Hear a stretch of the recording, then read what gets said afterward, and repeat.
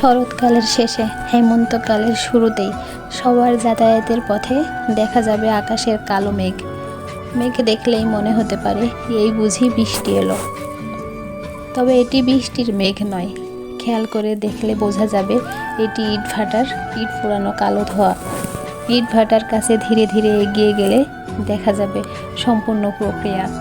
দেখা যাবে কোনো মেশিন ছাড়া শুধু কাদামাটি দিয়ে কি সুন্দর করে ইট বানাচ্ছে এরা। দেখে আসি তো শাশুড়ি যখন বলেছে যেতে তো হবেই, আর আমি আমার শাশুড়ি আমার যা আমরা যেখানেই যাই সবাই একসাথে যাই, যেহেতু আমরা জয়েন্ট ফ্যামিলি আর সবাই একসাথে বেড়ানোর মজাটাই এক অন্যরকম। তো যেমন কথা বললো তেমন আমরাও তাড়াতাড়ি, আমাদের তো একটা জায়গায় যাওয়ার কথা বললে আমরা তো এক পায়ে খাড়া, তো আমরাও তাড়াতাড়ি করে গুছাই নিলাম যে ভাটা দেখতে যাবো। তো আমরা ভাটা দেখতে চলে আসলাম, আর এটা হচ্ছে কালার বাজার আমাদের কালীগঞ্জের ভিতরে।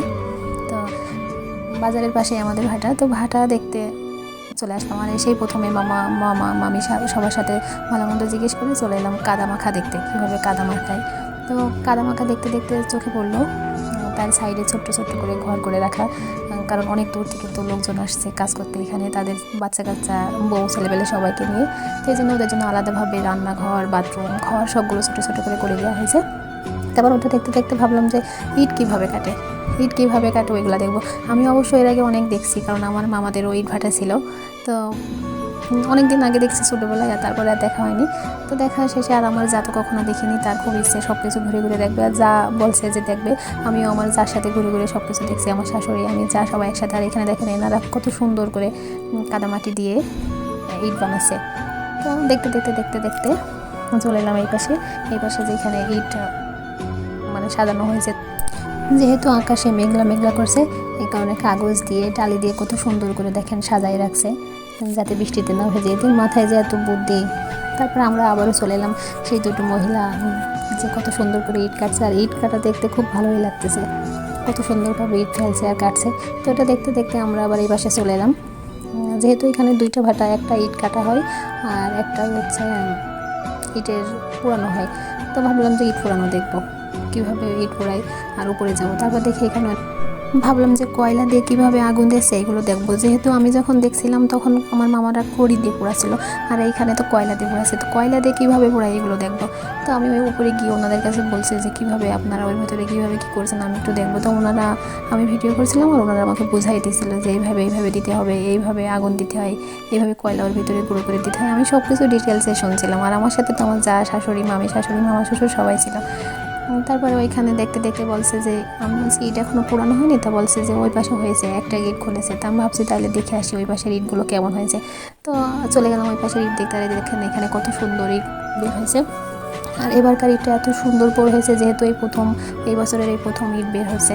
তো এটা দেখতে দেখতে দেখতে দেখতে আমরা এই পাশে চলে এলাম। এই পাশে আবার দেখি যে খুব সুন্দর করে সাজাচ্ছে, মানে কাঁচা ইট শুকনা ইট এই পাশে সাজাচ্ছে আগুন দিবে তাই। তো এখানে অনেকক্ষণ দাঁড়ায় দাঁড়ায় দেখছিলাম যে এনারা কত সুন্দরভাবে সাজাচ্ছে, এদের হাতের কাজ এত সুন্দর। তো কাজ যেহেতু করছে সুন্দর তো হবেই। তো এটা দেখতে দেখতে আবার চলে যাচ্ছি আরেকটা ভাটা সেইখানে, যে ওইখানে কেমন কী কাজ চলছে। তো এটা দেখতে মানে পুরো ভাটাটাই দেখতে আমার খুব ভালো লাগছিল, যে এত সুন্দর করে এনারা করে কাজ করছে। মানুষ জীবিকার জন্য কতই না কত কিছু করে। তো এখানে আসলে বোঝা যায় যে আসলে মানুষ কত কষ্ট করছে। এখানে যারা যারা কাজ করতে আসছে তারা অনেক দূর দূর থেকে কাজ করতে আসছে। এখানে যারাই কাজ করতে আসছে সবার কোনো না কোনো কাহিনী আছে জীবনের, এক একজনের এক এক রকম কাহিনী। তো এখানে যারা যারা কাজ করছে তাদের সাথে অনেক সময় কাটালাম, কথা বললাম, গল্প করলাম, ভালো লাগছিল এখানে যে এনারা কত কষ্ট, এত কষ্টের মাঝেও এত সুন্দরভাবে কাজ করছে। তো পুরো ভাটাটা ঘুরে ঘুরে দেখছি, খুব ভালো লাগছে, কারণ আমরা যখন গেছিলাম পড়ন্ত বিকেল, আর পড়ন্ত বিকেল মানে তো অন্যরকম এক ফিল, অন্যরকম এক ভালো লাগা। তো পুরো ভাটাটা যখন ঘুরছিলাম আমি তো হাঁটতে পারি না, খুব কষ্ট হয় হাঁটতে, যেহেতু পায়ে ব্যথা করে, তারপর অসুস্থ হাঁপ লাগে, শ্বাসকষ্ট হয়। তারপরও পড়ন্ত বিকেল শীতকাল মানে তো খুব সুন্দর, আর মিষ্টি মিষ্টি রোদ ছিল, হালকা হালকা মিষ্টি মিষ্টি রোদ ছিল। তো সব মিলাই আমি খুব ঘুরছিলাম, খুব আনন্দ পাচ্ছিলাম, আর অনেক দিন পর অনেক সময় হাঁটছিলাম।